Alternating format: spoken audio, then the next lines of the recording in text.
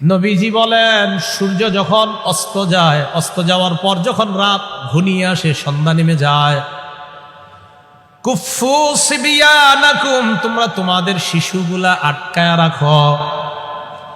নবীজি বললেন, সূর্য ডুবার পর সন্ধ্যা যখন নেমে আসে, সন্তানগুলা আটকায় রাখো, তোমাদের শিশু সন্তানগুলা আটকায় রাখবা। আল্লাহ নবী বলেন, শয়তানরা ওই সময় দুনিয়ার চারদিকে ছড়ায়া যায়।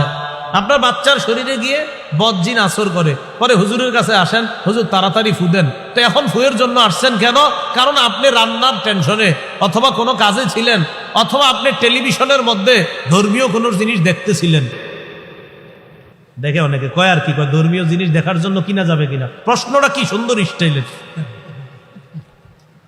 তো এই বিষয়গুলো আপনি দেখছেন, আপনার শিশুটা বাইরে ঘুরতেছে, ওই টাইমে ওর উপরে বদাসর করছে জিন, এখন আর টেনশনে পড়ছেন, সারা জীবন কোনো না কোনো সমস্যায় পড়ে থাকতে হইতেছে। নবীনা বলছে, সূর্য ডুবার পর যখন সন্ধ্যা ঘনিয়ে আসে, শিশুদেরকে আটকায় রাখেন। ফাইদা যাহাবা সাআতুম মিনাল ইশা, যখন কাদেরকে আটকাইতে হবে? শিশুদেরকে। হ্যাঁ, যখন রাত কিছুটা যাবে, নবী বলেন তখন আবার ছেড়ে দাও, সমস্যা নেই।